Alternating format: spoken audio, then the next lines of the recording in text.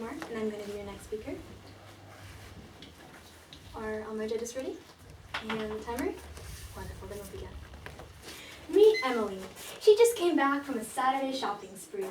Today she visited Gap, Topshop, and her favorite, H&M, and bought lots of clothes. Of course, Emily didn't need all of the clothes that she bought, but they were so cheap that she couldn't resist. When she got back home, she noticed the label on one of her clothes. Made in Cambodia. Where is that? She wondered. She checked the labels of several other clothes. Bangladesh, Vietnam, and China. As Emily continued inspecting the clothing labels, one fact was clear. None of her clothes were manufactured in the United States. In fact, she didn't even know Cambodia existed. It might surprise you to learn that 98% of our clothing is manufactured in countries outside the United States, such as Bangladesh, Vietnam, and Cambodia. Why? Cheap labor reduces production costs, which translates into low prices for consumers. Most of us are oblivious of the history behind our clothing. We are only familiar with the final product, the sparkly t-shirt or the stylish jeans. Today, we'll analyze the impact of the fast fashion industry on our society. We'll begin by exploring the human costs, then move on to the environmental impacts. Lastly, we'll see what we can do to become better consumers. Fast fashion is fast fashion. In other words, in today, out tomorrow. With new trends coming out every week, the goal of fast fashion is for consumers to buy as many clothes as fast as possible. In contrast to the 2-season-a-year norm, fast fashion has 52 different seasons, one for each week. This is made possible by low prices. Fast fashion caters mainly to people under the age of 40. The industry is estimated to make more than $500 billion, according to the True Cost documentary. Some of the most well-known brands include Gap, Zara, H&M, Topshop, and Forever 21. But let's travel halfway across the world and see the other side of the story. Meet Ratna, a garment worker. She is 20 years old and has been working in the garment industry since she was 9. She says, quote, "Our wage is not enough. The jeans we make are sold for up to $45, but we get paid $45 for a month's work. How can we live on that? How can we pay for our food, bills, rent, clothing? I am living off nothing. I got paid yesterday, but much less than expected. They had docked my wages. Maybe my work was not good enough, or they missed their target. If you're a minute or two late, you lose your whole day's wage. A whole day's wage for being a minute or two late. I can't even pay back the money I owe. Just surviving seems like a distant dream." End quote. Most garment workers live in similar conditions, working 10 hours a day, 6 days a week, 300 days a year. Overtime is often forced. In Cambodia, workers have been protesting for years for an increase in the minimum wage to the US equivalent of $160 a month. On January 2, 2014, Cambodian police fired AK-47s and handguns into a crowd of protesters, killing 5 and injuring 29. Most of them were garment workers. In October 2015, the minimum wage was increased from $80 to $140 a month, but that still falls short of Cambodia's living wage. Most factories in Cambodia issue short-term contracts between 1 to 3 months long in order to avoid paying workers maternity and seniority benefits. Factory owners can do this because they are aware of the government's reluctance to reform conditions. Cambodia's garment industry is a major industry in its economy. In 2013, according to the Clean Clothes Campaign, it accounted for 16% of its GDP.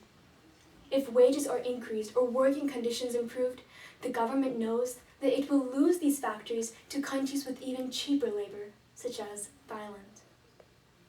Most garment workers also work in unsafe conditions. Buildings frequently lack basic safety regulations, such as fire escapes. The prime example is the Rana Plaza tragedy.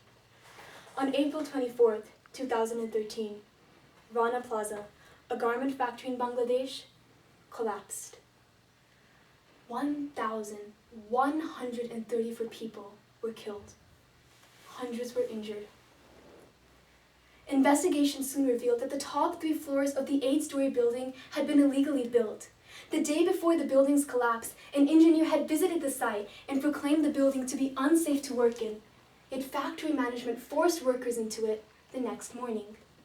Why were workers forced to go inside the building? Factory owners are under intense pressure to meet the deadlines set by brands because brands come out with new styles every week. Most brands earn only a 2% profit margin, according to Reuters.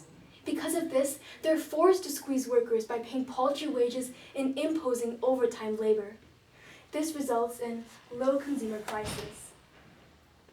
After the Rana Plaza tragedy, public outrage over the collapse led to an increase in Bangladeshi wages as well as in safety improvements. However, much of these new production costs were soaked up by factory owners instead of by brands. In March 2014, for example, H&M said that a drive to increase wages would hurt its profit margins. Brands continually shift production to countries with cheaper labor in order to maximize profits. At first it was China. As wages began to rise there, production was shifted to Bangladesh and Cambodia. This shirt is made in Bangladesh and costs $6. 50% of this goes into the pockets of brands and retailers as wages. Only 1%, 6 cents, goes to garment workers as wages. How much would the price of a garment increase if safety measures were implemented? The Workers' Rights Consortium calculated that approximately $3 billion was necessary to renovate buildings across Bangladesh. The increase in the cost of a garment for a consumer would be, at the most, a quarter. 25 cents. Would any of us really mind paying an extra 25 cents for this t-shirt? But brands locate production in third world countries not only because of cheap labor, but also because of lax environmental standards. According to EcoWatch, the fast fashion industry is the second dirtiest industry in the world, behind only the big oil industry. Chemicals and pesticides are used and released in every step of the process. One pair of jeans, for example, requires about 1,800 gallons of water and more than 6 pounds of highly toxic chemicals. The True Cost documentary estimates that the average American throws away 82 pounds of clothing per year. The United States alone is responsible for 11 million tons of landfill clothing per year. Much of this textile waste is non-biodegradable and sits in landfills such as this one for 200 years. So the next time you go on a shopping spree, take a look at the label. Made in Bangladesh. No. By Ratna, who earned $45 a month, who was beaten up because she demanded a living wage, who could not care for her child because of her endless work schedule. Despite the enormous costs of the fast fashion industry, it continues to flourish. Why? Because brands have a huge demand for cheap clothing. We are the ones who are always looking for new styles at low prices. But if we can buy a shirt for $5, it means someone halfway across the world is getting squeezed. In order for any change to occur within the industry, a mindset change of both producers and consumers is needed. So, what can we do? First, we can buy better. We can buy from ethical brands which treat their workers better and have better working conditions. Several of these brands include Patagonia, Island Fisher, and Zadie. Although their products are more expensive, they are of better quality and last longer.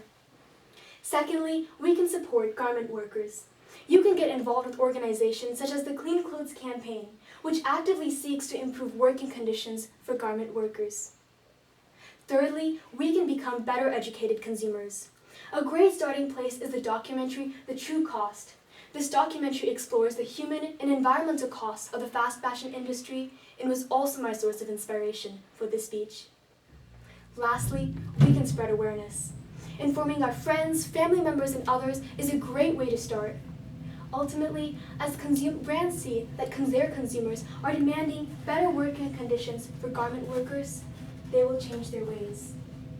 Reform may be a gradual process, but now is a great time to start. Thank you. Good job. Thank you for your Good job. attention. 9:41. Thank you very much.